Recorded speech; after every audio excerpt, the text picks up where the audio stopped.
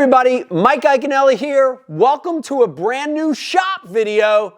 But in today's shop, we're not over there at the workbench. We're sitting in the boat. And in today's shop, we're here to talk about my top 5 tips for utilizing navigation and waypoints on your depth finders and sonar units. This is a big question that kept coming up. You know, how do you mark spots? How do you find spots? What's the best way to use navigation on your units? Well, I want to go over with my Lowrance's my top 5 tips that I can give you to become more efficient at this. And listen to me, if you're watching this video, this is an art within itself, right? You know, I can remember, literally, this is how old I am. I can remember the days before GPS, when we didn't have maps or GPS. I remember those days. If you're an older angler, you'll remember this. I'm using a marker buoy, throwing a marker buoy out. I'm triangulating. Well, those days are gone. With the technology of these units, the technology of these Lowrance units, it really helps you become more efficient. But it's not as easy as turning on the unit. So I want to go over these 5 things that I do to make me more efficient at not just navigating, not just finding spots, but marking spots and making the accurate cast. All right, guys, we're out here in the boat, and these are the actual units that I'm using day in and day out. These are Lowrance HDS 12s. These are the lives. I have 2 at the console. I have 2 up front. And I really want to talk to you about this, art of navigating, of finding spots and marking waypoints. Took me a lot of years to develop these systems, but there's really about 5 things that stick out. Let's start by going into charts. And when I go in the charts, it's going to pull up a full map here for us. And I'm just going to zoom out, and I'm going to take us to, I'll just take us to a random lake somewhere out here. Let's see, we got Blue Marsh, we got Nakamixon. Let's see if I can find, let's find a good lake here. Lake Hopatcong. This is a lake in northern New Jersey. Really great lake. But the first thing that I do on my mapping is shading relief. And honestly, guys, the Lowrance HDS units do it extremely well when you're utilizing C-maps. But if you're using another depth finder company, Garmin or Humminbird, I'm sure they have this same tool in their mapping system as well. But I'm going to go to my options. When I get there, I have the options to, let's see here, chart options. I have the options to do shading, okay? And when you go on the Lowrance unit, I want these contours shaded. And the reason I do the shading is at a glance, I can see the change of the depth just by color, right? So I'll click on my, let's click it off. Here's what our palette looks like normally, okay? Right? Here's your normal contours. And it comes standard with just kind of blue shading. But when I add my color palette to it, it really gives me the ability to really distinguish the depth changes. If I zoom in on this area, and you're going to see, I can do it by depth. So my normal is, 0 to 5 foot. I'll have as red. 5 to 8 feet, I'll go to orange. 8 to 10, I'll go to a dark yellow. 10 to 15, I'll go to a lighter yellow, and so on and so forth, right? I'm just using different colors to distinguish the depths. So shading is key, guys, because I want to show it to you again. Here it goes. You ready? Without or with. And with really allows me to hone in on these changes, okay? So tip number 1, use shading on your maps. And again, this is C-Maps by Lowrance. Okay, tip number 2, and if you've ever heard me talk about using my sonar to find fish, to find spots, you've heard me mention this before, and it is look for areas that contain change, a lot of change. So the second tip is a lot of times I'll start marking stuff before I ever get to this fishery. And I'm able to do that right here. I could do it in my shop. I can do it in the parking lot of the motel, at the rental house, before I ever hit the water. And I'm looking for things that stand out. So, you know, if we're looking at Lake Kapakong here, I'm looking for giant flats. And remember, we said that red and orange are flats, right? So look at this whole area, a giant flat. So certain times of the year when I know they're on flats, during the spawn, the immediate post-spawn, I can already tell that this is going to be a good area.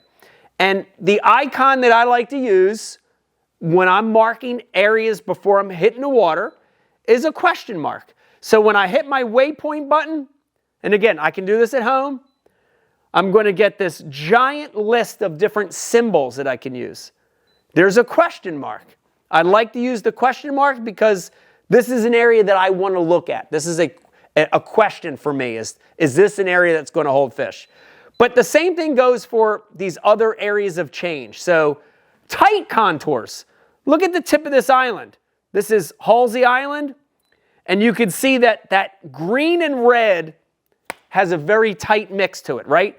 There's no slow transition of depth. It's very tight. So in extreme conditions, the heat of the summer, the cold of the winter, I want that vertical change, right? And I can see it right here because I have my depth contours and I've color coded it. Same thing, guys. I'll put a question mark. And for those summer and winter tournaments, I have that mark. Guys, you can do this throughout the lake on points. I can do it on saddles. I could do it on incoming creeks. There's a fall bite. Look at this creek that's coming in, right? I want to mark that before I ever get to the body of water. And I'm just giving myself a note that that's an area I want to check out, okay? So really, the second tip is looking at that map, looking for areas of change. Fish always want to be in areas of change, something that's different. Number 3, guys, and now I really want to get into how I'm going to start marking these spots as I'm fishing. So a lot of this now, I'll be up front, but it's the same process as if I'm in the back of the boat, okay? And right here, we're going to get to an area on Lake Kapakong that is an underwater submerged island. It's basically a hump. And if I'm out here fishing this area, you know, I'm basically loving the heads and tails of the island. So, you know, I'm approaching this spot. Let's say I have a question mark here, okay? You know, I was looking at it before and I said, this is an island I want to fish. As I get out and actually start fishing it, I'm going to work my way up to the head of this island. And I'll just keep zooming in to give you an idea. And I'm fishing my way in. I'm looking at my forward-facing sonar. I'm looking at 2D. I'm looking at side imaging. I'm utilizing all this information. Then all of a sudden, when I get out to about this 20-foot zone, almost at the tip of that spot, I get a bite. I set the hook. I'm fishing a crankbait. I'm fishing a dime 15. I get a bite. As soon as I get the strike, I immediately, the fish is still hooked. I immediately go to my waypoints and I go to a fish catching icon, okay? Fish catching icon. So you can utilize any of these, whatever your mind, thinks about. For me, when I catch a fish, I utilize the American flag icon. I always think, what a great country we live in that we can go fishing every day and I can fish for a living. I use the American flag icon. As soon as I get that bite and that fish is hooked up, I save a waypoint, okay? Very, very critical because that waypoint, that American flag is going to show me my boat position almost exactly where I was at, right? To a dime. It's right on it. Exactly. That is going to be the position of where my boat was at. Okay? I'm going to do that, guys, every time I catch a fish, right? So if I'm on this point and I'm going down this area with a chatterbait and I get a bite, as soon as I get that bite, boom, I'm putting a American flag down, okay? So tip number 3, guys, is use a waypoint. Keep it the same, whatever that is, whatever that symbol is that comes to your mind, and mark it as soon as you get that bite. Every time, guys, every time you get that bite, put that waypoint down. So listen to me. If I set the hook here and it was a dink, and then it ended up being the only bite I got, I can erase that waypoint, right? If I reel in a fish and it's a 4-pounder, I know that exact spot, okay? So always put a mark exactly when you catch that fish or get that bite, and that's going to show your boat position. All right, guys, the next key piece of information, I mean, guys, this is key, is to then, assuming that you caught a good one here, is then now explore where did that fish come from, okay? And 9 times out of 10, somewhere within that cast, so 50 to 150 feet, however long your cast was, there was something there that fish was on. Again, guys, we can utilize our other forms of sonar to hone in on where that sweet spot is at. Down imaging, side imaging, forward-facing sonar, even 2D, utilizing those to then look around where you got that bite. 9 times out of 10, there's something there. And now I'm going to mark exactly where that something is at. A lot of times it's a boulder, it's a brush pile, it's a little rise, it's a subtle rise, it's a sunken dock, it's a foundation, it's a sprig of grass, it's something different that's out there. And when I find that, I'm going to mark that with a different icon, okay?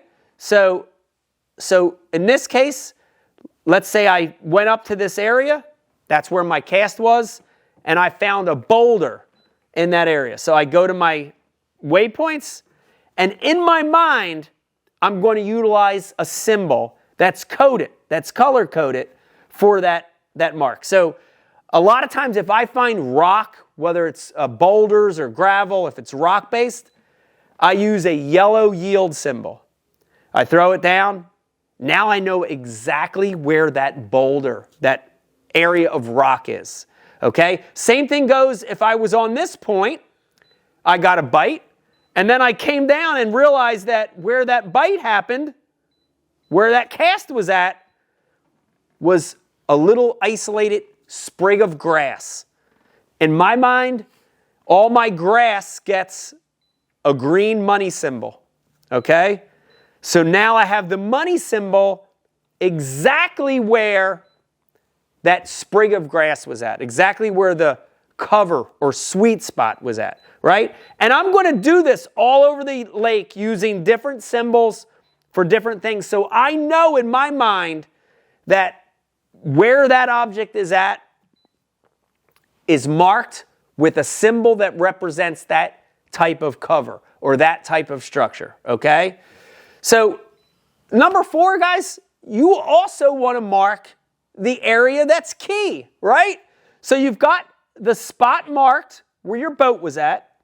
Then you've got the spot marked where that piece of cover or piece of change or structured drop or the sweet spot.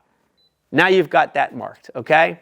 Guys, this is the perfect storm for lining up that critical cast. You heard me mention it. Back in the day, I had to use a marker buoy to do that. But with today's mapping and today's technology, we don't need to do that anymore. So in a tournament, or when I go back to this lake, or when I go out the next day, I'm fun fishing, whatever, I know exactly where my boat is at, and I know exactly where that rock is at, or I know exactly where that sprig of grass is at. So as I come in here, I basically can line up on that piece of cover and make the exact cast, not 1 out of 10 times, but every single time. Once again, I'm utilizing the other technologies to make sure that cast hits its mark. Forward-facing sonar from the front is a great tool to now I have a lineup. I know where it's at. It's 75 feet in front of the boat, and I'm using forward-facing sonar to see that cover target, making the perfect cast every single time, okay? All right, guys, let's get to my last big tip, and this really comes with my ability to want to document all of this work that you're doing, right? And it is work, okay? And so the last tip I give you for this navigation, marking spots, finding spots, is actually going in your waypoint base, right? And you'll see that I've got a lot here from some other tournaments that I fished. But after a day of fishing or after an event, guys, I can come back, right? And I can look at these waypoints, and now I know that here was waypoint number 85. It's green money, so green money's grass. I can come in here and actually, I can write notes about it, right? I could give it a name. So I can come back in here and give it a name. I can give it notes. So S-P-R-I-G, sprig of grass, 10 feet, okay? And then I can even put little notes about the water clarity or the wind, you know, east wind at 5, DW, dirty water, right? And I'll save that. And now this is saved forever. So I can put it on a chip, use a little microchip, guys. We've all got them. Go to CVS, go to anywhere you want, get a microchip. I'm going to plug that microchip in there, and I can save those key spots, especially if it's a hard target, a rock, a log, a brush pile. It's likely to stay. And I'm telling you from experience, a rock is not going to move. A boulder is not going to move. So then I have that spot forever and ever and ever if I want to go back. So tip number 5 is to make notes, to save it on a chip. If you're old school, write notes in your notebook and stuff like that. All right, guys, they're my top 5 tips for using navigation on your units. Listen, it's not as easy as turning it on. The better you get with lining up, the better you get with marking and figuring out how to find stuff before you ever get on the water, the more efficient you're going to be when it actually comes time to go fishing. Guys, I hope you enjoyed this shop video. We did a little different this week sitting in the boat. If you like this information, if you like these videos, subscribe to my channel. When you do that, we're going to send you notifications on new stuff dropping, on special promotions and all stuff like that. If you're already subscribed, tell your fishing friends about Mike Iaconelli Fishing on YouTube. We're here to help you become a better angler. I hope you enjoyed this one, talking about navigation. Bye. Hey everybody, Mike Iaconelli out in the shop. Thanks for watching. And if you like this video, you have to check out that one, and I hope you like them.